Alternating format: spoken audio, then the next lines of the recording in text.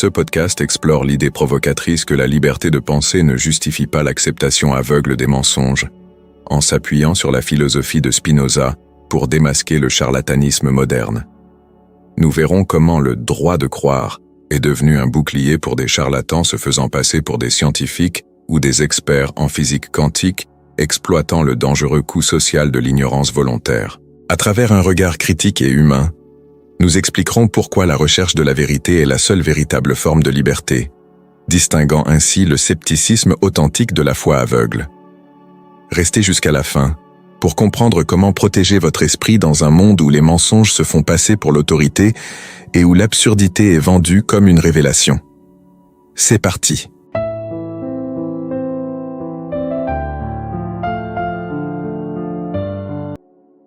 Vous croyez sans doute être maître de vos pensées, que chacune de vos convictions est le fruit d'une analyse minutieuse de la réalité.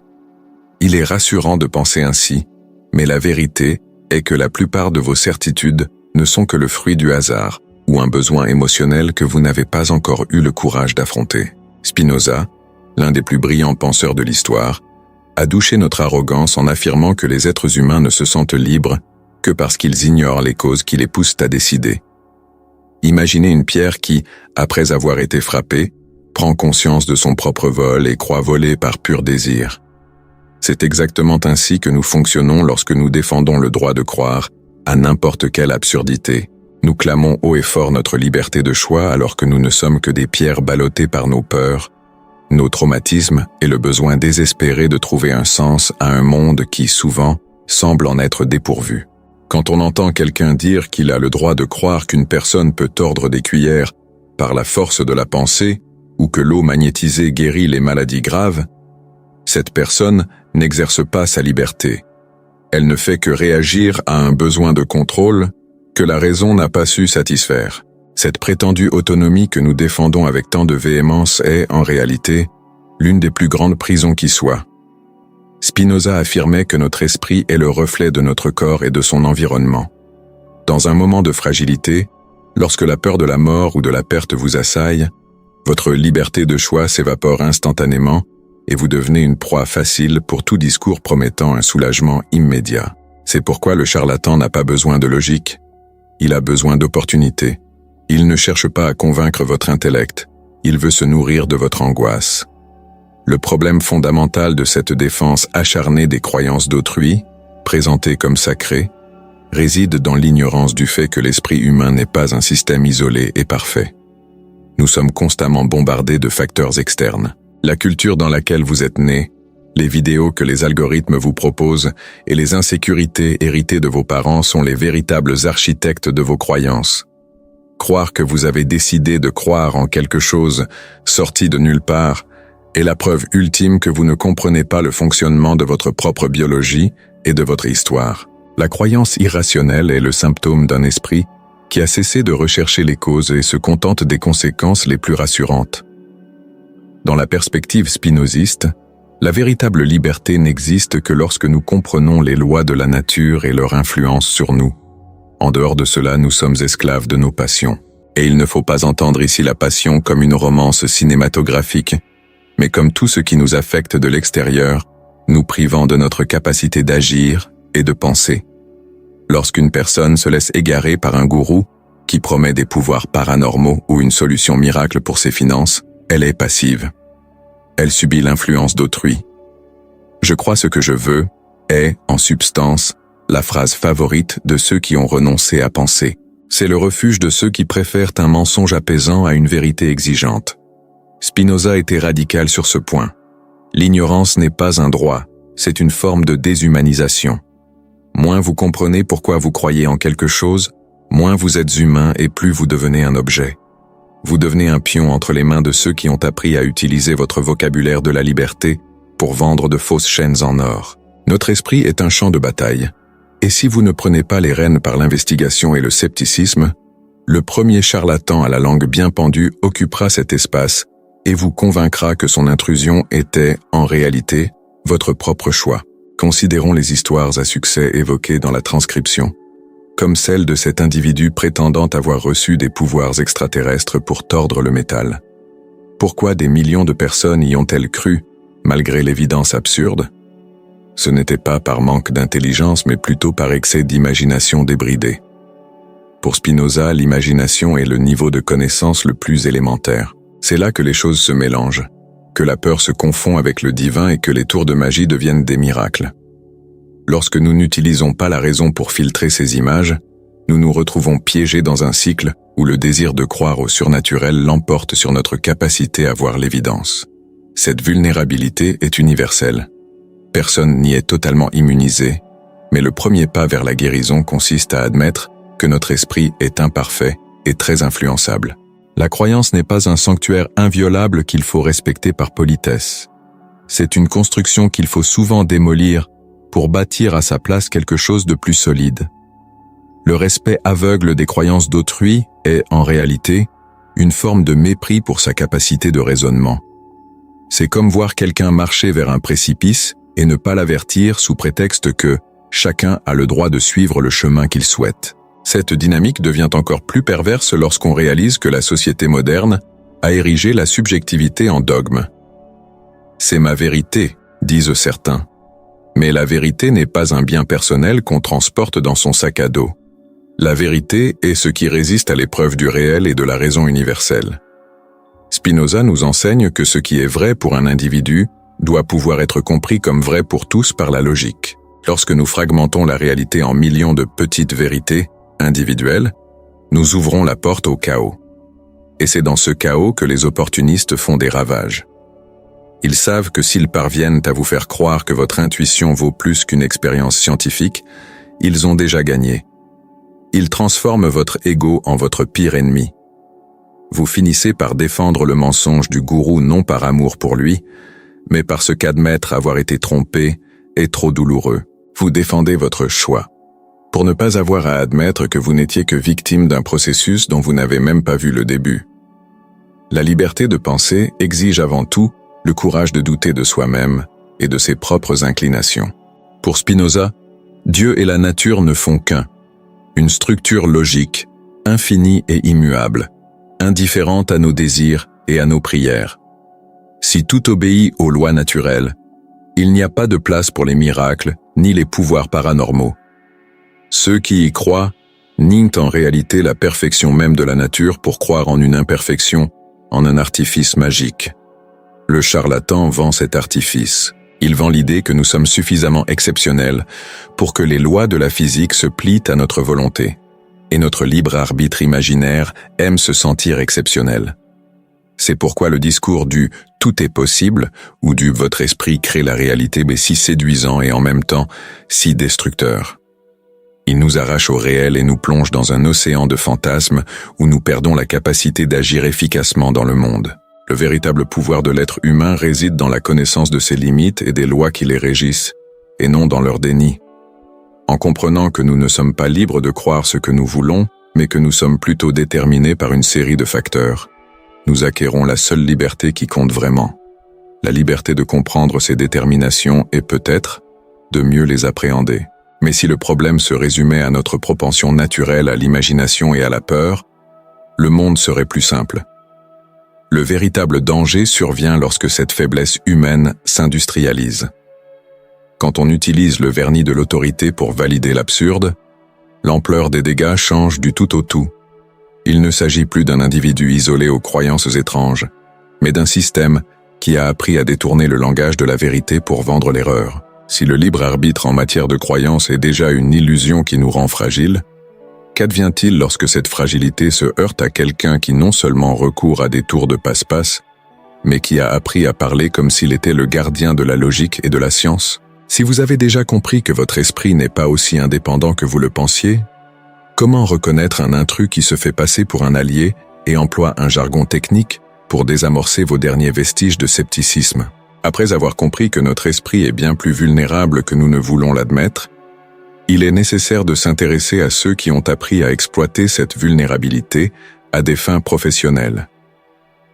En suivant le parcours de plusieurs de ces individus qui dominent aujourd'hui le montage de podcasts, j'ai constaté que la donne a changé.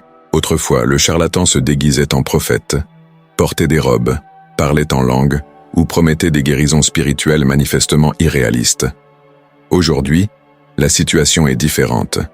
Le charlatan moderne porte un costume ou des vêtements décontractés, comme s'il sortait tout droit d'un laboratoire de haute technologie. Il ne vous demande pas d'avoir la foi. Il vous demande des preuves qu'il a lui-même fabriquées. C'est ce que l'on appelle la guerre sémantique. Il s'empare de mots appartenant au lexique de la raison, comme physique, quantique, neurosciences, preuves et articles scientifiques, et les vide de tout sens réel, les remplissant de pure fantaisie. J'ai vu comment cela fonctionne en pratique. La personne égrène une série de mots difficiles, et son cerveau, essayant de conserver son énergie, accepte cette autorité en se basant uniquement sur la sonorité des mots et non sur leur signification. Il est effrayant de constater que le charlatanisme se dissimule désormais sous le masque de la science elle-même. Spinoza parlait du second type de connaissance, la raison, qui consiste à rechercher les notions communes des choses. Le problème, c'est que le charlatan moderne crée de fausses notions communes. Il se présente comme un Batman certifié, quelqu'un qui ne possède pas de super-pouvoir, mais qui a tellement étudié qu'il a développé une capacité surhumaine à lire dans les pensées ou à prédire les comportements. Et pourquoi est-ce si dangereux? Parce qu'il désamorce votre seul mécanisme de défense, le scepticisme. Si quelqu'un se dit médium, vous tirez la sonnette d'alarme. Mais si quelqu'un prétend être expert en micro-expression faciale, formé dans une université étrangère dont personne n'a jamais entendu parler, vous baissez votre garde. Vous croyez entendre un fait, alors qu'en réalité, vous entendez une technique de lecture à froid que même un magicien de rue de seconde zone maîtrise. Cette réinterprétation des mots est une stratégie de guerre. Quand on dit que quelque chose est prouvé par la physique quantique, on ne parle pas de particules subatomiques. Ils utilisent le mot quantique comme un synonyme moderne de magie. Et le pire, c'est qu'ils savent que la plupart des gens n'ouvriront pas un article scientifique pour vérifier, car le papier accepte n'importe quoi, et le Brésilien moyen dispose de peu de temps. J'ai constaté les dégâts que cause cette autorité factice. J'ai vu des gens abandonner des traitements médicaux importants parce qu'un médecin au CV gonflé prétendait que le secret résidait dans la reprogrammation cellulaire par la pensée. Pour Spinoza, la vérité est la norme d'elle-même et du mensonge.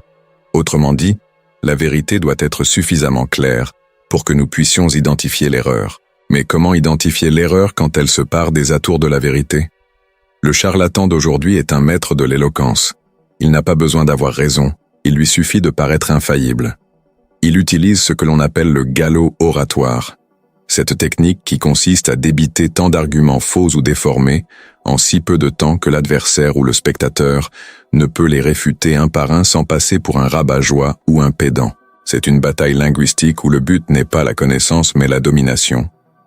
Il crée une bulle d'autorité où le diplôme accroché au mur sert de permis de mentir. Et si vous le questionnez, il ne répond pas de manière logique. Il réagit par une action en justice ou en vous accusant de nier la science. Ce renversement des valeurs est ce qui me frappe le plus. La méthode scientifique, née comme un outil d'humilité face à la nature, où l'on teste ses hypothèses pour se réfuter, a été détournée par ceux qui utilisent le nom de la science pour vendre des certitudes absolues et incontestables. Spinoza nous a appris que l'esprit humain est capable de former des idées adéquates, mais que cela exige un effort monumental de perfectionnement. Le charlatan fait l'inverse. Il prend des idées inadéquates et les enrobe d'un langage technique pour leur donner une apparence de pertinence. C'est une imposture intellectuelle. J'ai vu des personnes cultivées, titulaires de diplômes de 3e cycle, se laisser berner par le discours de psychiatres qui diagnostiquent des personnages historiques ou des célébrités à partir de gros titres de journaux. Ce n'est pas de la science, c'est du ragot de pacotille. C'est utiliser un titre universitaire pour donner une apparence de sérieux à quelque chose qui n'est que plagiat ou invention.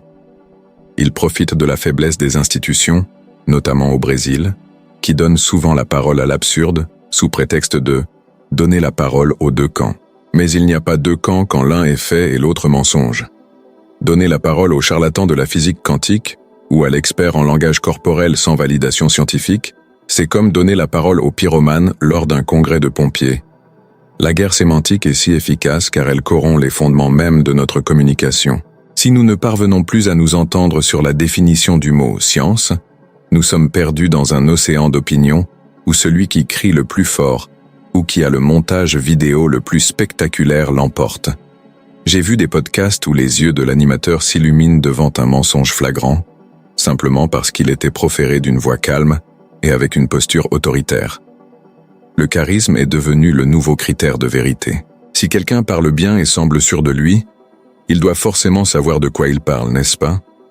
Faux. La confiance est souvent inversement proportionnelle au savoir réel. Ceux qui étudient vraiment en profondeur savent combien le monde est complexe et plein d'incertitudes. Le charlatan, lui, ne doute jamais. Il propose des recettes toutes faites, des habitudes de personnes productives et des formules magiques pour réussir qui, comme par hasard, ne fonctionnent que si vous achetez sa formation. Cette autorité bâtie sur des sables mouvants a un coût réel. Non seulement elle trompe le profane, mais elle contamine aussi la communauté universitaire elle-même, qui préfère parfois le silence pour éviter de s'abaisser au niveau de cette mascarade. Or, tandis que la science se tait par courtoisie, la pseudoscience occupe tous les espaces, des plateaux de télévision aux algorithmes des réseaux sociaux. C'est un cercle vicieux de validation mutuelle, où les charlatans citent d'autres charlatans, créant un réseau de fausses références qui paraît solide aux yeux du public. Ils utilisent le prestige d'institutions séculaires pour valider des thèses qui échoueraient à un examen de fin de lycée. Et le public, faute de référence et d'une autorité digne de confiance, finit par se soumettre à ce Batman autoproclamé, car il est le seul à parler le langage que les gens veulent entendre, celui des solutions faciles et d'une illusion d'émancipation individuelle. Ce qui me désole, c'est que cette stratégie ne vise pas seulement à s'enrichir. Elle détruit l'esprit critique de toute une génération. Enseigner à quelqu'un que la physique quantique explique la prospérité financière, c'est non seulement lui enseigner une erreur, mais aussi l'empêcher de comprendre le fonctionnement réel de l'économie et de la physique. C'est créer une armée d'idiots utiles qui défendront leur maître bec et ongles, car leur identité est désormais liée à ces mensonges. Ils ne défendent pas une idée, ils défendent leur propre santé mentale, car admettre leur erreur reviendrait à reconnaître avoir été dupé par un marketing savamment orchestré. Cette guerre sémantique est, en fin de compte, une guerre pour notre raison. Et si la science sert désormais de bouclier au charlatanisme, comment distinguer ceux qui cherchent véritablement à éclairer le chemin de ceux qui utilisent la lumière pour nous aveugler et nous mener à l'abattoir financier et émotionnel? Après avoir exploré comment notre esprit nous trompe et comment les charlatans se font passer pour des experts, nous arrivons au point qui me préoccupe le plus et dont j'ai vu des vies se détruire de mes propres yeux. Le coût réel et tangible de cette prétendue liberté de croire n'importe quoi. J'ai été témoin de cette scène dans les salles à manger d'amis chers et lors de conversations familiales qui se terminaient dans un silence absolu. Il existe une idée romantique et dangereusement naïve selon laquelle la croyance irrationnelle serait un crime sans victime. On dit que ce n'est pas grave si le voisin croit à la guérison par les cristaux ou à une inondation qui a recouvert l'Everest et disparu en 40 jours, du moment que c'est une bonne personne. Mais j'ai vu, de mes propres yeux, comment ce mépris de la réalité ouvre la voie à des tragédies. Le charlatanisme n'est pas un divertissement inoffensif. C'est un parasite qui se nourrit de notre négligence intellectuelle. Lorsque nous laissons les mensonges circuler sans réagir, nous facilitons la tâche aux criminels qui s'attaquent aux plus vulnérables. Je me souviens d'une situation précise, où une personne proche de moi, confrontée à un diagnostic grave, a choisi d'ignorer les preuves médicales pour suivre les conseils d'un de ces gourous à la voix douce qu'on entend dans les podcasts. Il affirmait que le cancer n'était qu'une émotion refoulée et que la guérison viendrait d'une modification de la fréquence vibratoire. J'ai vu l'espoir détourné par un discours qui semblait poétique, mais qui était en réalité une condamnation à mort, dissimulée sous le vernis de la spiritualité quantique. Le coût de cette croyance n'était pas seulement financier, même si le gourou a amassé des milliers de réaux grâce à des cours et des mentorats inutiles, mais aussi celui du temps perdu à jamais et de la dignité d'un véritable traitement. Pour Spinoza, l'éthique est directement liée à notre capacité d'agir dans le monde avec force et rationalité. Quand quelqu'un vous ment, il vous vole votre pouvoir. Il fait de vous un objet de manipulation à son profit. Et pire encore, lorsque la guérison ne se produit pas, le charlatan blâme la victime, prétendant qu'elle n'avait pas assez de foi ou qu'elle n'était pas sur la bonne énergie, C'est un acte d'une cruauté inouïe que j'ai vu se répéter d'innombrables fois. Il faut cesser de considérer le scepticisme comme une nuisance ou l'arrogance de quelqu'un qui se prend pour le détenteur de la vérité. J'ai constaté que le scepticisme est, en réalité, l'une des plus grandes formes de bienveillance et de protection sociale qui soit. Être sceptique, ce n'est pas nier pour le simple plaisir de nier, c'est exiger des preuves parce qu'on se soucie des conséquences. La méthode scientifique garantit la solidité du pont sur lequel vous marchez et l'efficacité du vaccin administré à votre enfant. Lorsque nous acceptons que certains mélangent archéologie et mythologie pour justifier des préjugés ou nier l'évolution des espèces, nous anéantissons des siècles de progrès qui ont coûté des vies. J'ai vu des communautés entières se replier sur elles-mêmes, prisonnières de la désinformation, où la science est perçue comme l'ennemi et le menteur comme le héros courageux qui défie l'ordre établi. Cela crée un fossé social où le dialogue devient impossible.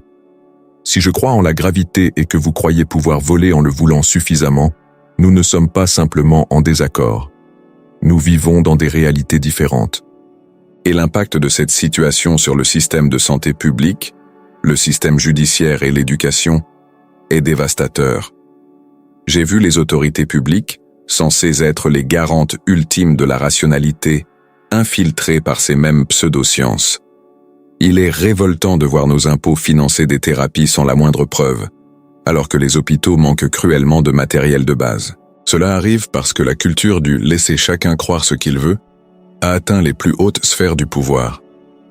Lorsqu'un juge accepte une psychographie comme preuve ou qu'une mairie promeut des remèdes miracles, la justice et la sécurité disparaissent. Je ressens personnellement la frustration de tenter d'expliquer les bases de la physique ou de la biologie et d'être traité d'intolérant par quelqu'un qui défend un charlatan qui, à cet instant précis, exploite financièrement des centaines de personnes. La vérité, c'est que notre tolérance pour les mensonges a un prix, généralement payé par les plus pauvres et les plus désespérés.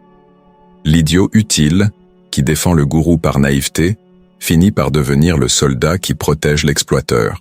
Spinoza disait qu'il n'y a rien de plus utile à l'homme que l'homme lui-même, guidé par la raison. Notre survie en tant que société repose sur un pacte avec la réalité. J'ai constaté que lorsque ce pacte est rompu, il ne reste que la loi du plus fort ou du plus rusé. Le charlatan est le prédateur de cet écosystème. Il sait que le doute blesse et que l'incertitude engendre l'angoisse. Aussi vend-il une certitude absolue, illusoire, mais rassurante. Mais le confort du mensonge est éphémère, et le réveil est toujours traumatisant. Mon expérience m'a montré qu'il n'existe pas de scepticisme envers la foi. Il n'y a que l'investigation honnête ou l'acceptation aveugle. On ne peut mélanger les deux et obtenir quelque chose de valable. Le scepticisme est le fondement de la recherche, et la recherche est ce qui nous protège de ceux qui, par l'éloquence, masquent la vacuité de leurs propos. Nous devons prendre nos responsabilités et mettre un terme au charlatanisme, non par plaisir de combattre, mais par nécessité, afin de préserver ce qui nous définit en tant qu'êtres humains, notre capacité à comprendre le monde tel qu'il est et non tel que nous voudrions qu'il soit. Le prix du mensonge, c'est notre liberté véritable, troquée contre un esclavage mental déguisé en libre choix. Si vous êtes arrivé jusqu'ici, vous avez déjà compris que ce combat est permanent et que le prix de la vigilance est notre propre santé mentale collective.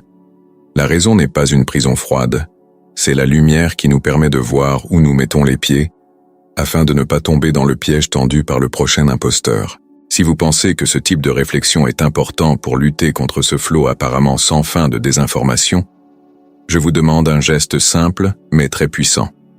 Aimez cette vidéo et abonnez-vous à la chaîne. Cela aide l'algorithme à comprendre que les connaissances solides et les critiques sérieuses ont aussi leur place sur YouTube. Laissez un commentaire pour nous dire si vous avez déjà été témoin de tels cas de charlatanisme ou comment vous gérez ce déferlement de pseudosciences dans votre entourage. Votre participation est essentielle à la pérennité de ce projet et à sa résistance face à la vague d'absurdité. Et n'en restez pas là. Regardez les autres vidéos de la chaîne où nous explorons en profondeur la philosophie et la science pour désamorcer les pièges mentaux qui tentent de nous entourer au quotidien. Ensemble, renforçons notre capacité d'agir grâce à une connaissance véritable.